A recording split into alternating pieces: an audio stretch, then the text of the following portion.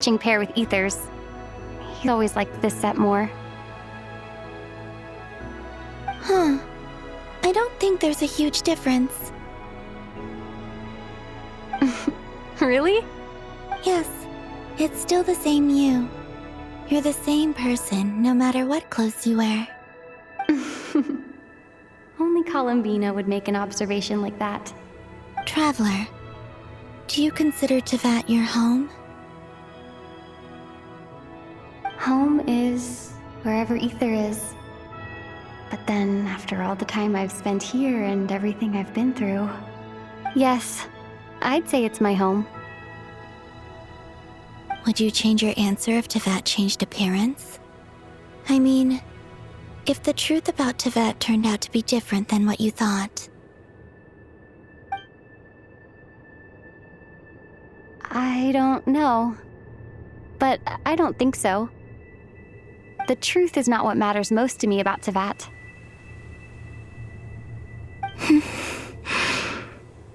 When I was first born, I longed for a home.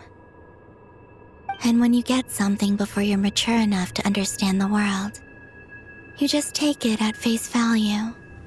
I thought that a home was a transaction. You give me what I want, and I'll do the same for you. But you and your friends taught me what a true home should look like. You never asked for anything, yet you gave so generously to me. That's because your friendship matters to us. It was worth it. In the past, I thought that my birth in Nod-Krai must have been a mistake. But after journeying to the distant past where the story began, I realized that it was I who chose Nod-Krai to be my future home. Now, I am glad that I made that choice. I'm sure your friends are just as glad. In fact, I intend to make the same choice today as I did back then. What do you mean? Well, I've given the Eternal Moon's marrow to Lauma, and the Iridescent Moon's marrow to Arlecchino. And now, I shall return my Kuvagi to Nod-Krai again, that it may continue to protect my chosen home. Wait, but what about your body? Oh, are you worried that I'll disappear again? I won't.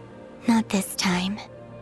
The Frost Moon has now entered the fall sky, and I am the Tri-Lune goddess. I am only returning to Nod-Krai the part of me that it needs.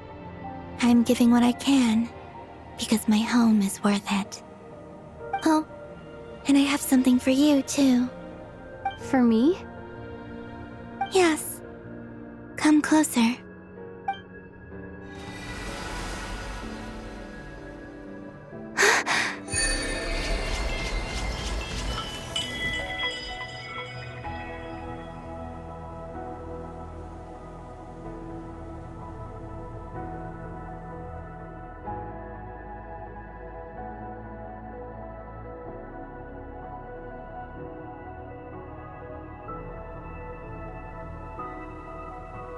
What was that?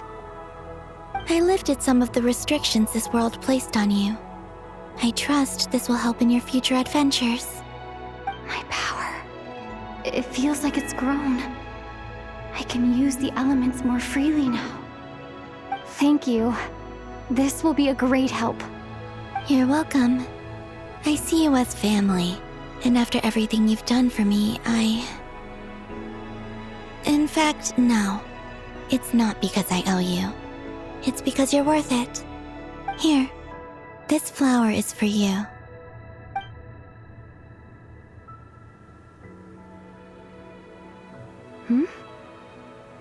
Isn't this a moon prayer blossom? Yes.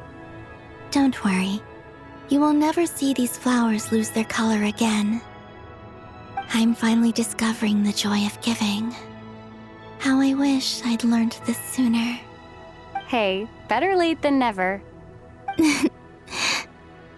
What are you thinking about now? Why don't you take a guess? You get one shot. I don't think I'll get it in one guess, but I'm sure it's a happy thought. That's kind of a sneaky answer. I can't say you got it wrong. Down into that, the moon seems so far away. I felt it might always lie beyond my reach. But on the moon, everything feels so close by. The haze that once enshrouded the skies has finally been dispersed. I feel like a traveler on a winter's night, starting a new chapter in my tale by the warmth of a bonfire. I don't have a lot of luggage, but I do have a lot of hope for the future. Well, what's next? Next? To start with, I want to stay here just a little longer. After that, let's return home and continue our journey.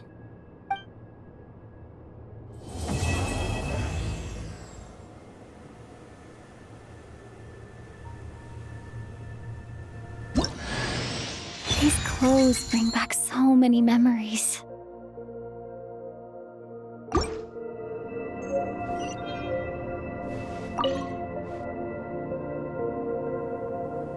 The journey goes on, for you and for me.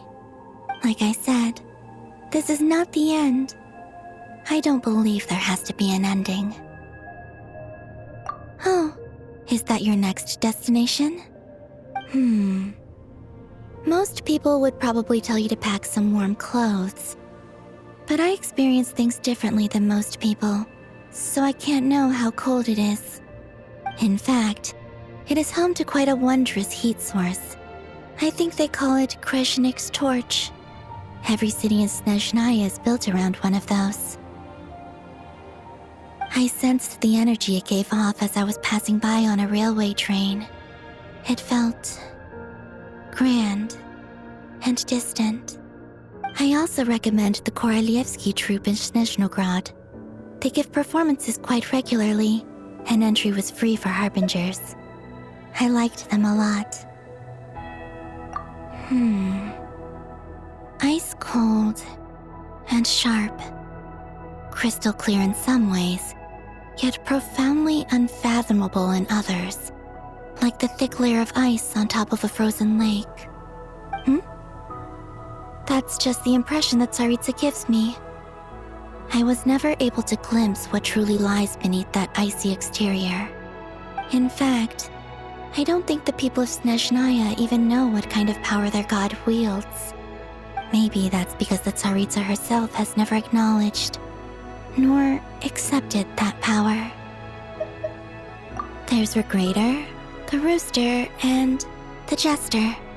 Between them, they control a lot of what happens in Snezhnaya, but I can never wrap my head around how exactly power is split between them. I just know they are each responsible for many specific domains. I noticed that the Rooster and Regrator often appear to get along on the surface, while working against each other in secret. And theirs is not a friendly rivalry. But I wasn't particularly interested, so I tended to keep my distance. Now that I think about it, the term Mistelton often seemed to come up in connection with Project Stuja.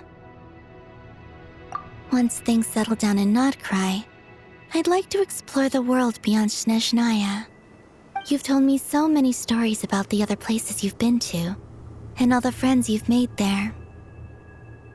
I'm curious to visit those nations and see them for myself. It would also help me learn more about the journey that has made you into the person you are today. Okay. As you continue on your journey, don't forget to gaze up at the moon once in a while. It is, after all, no longer an illusion. It shall cast down its true moonlight, connecting us in truth.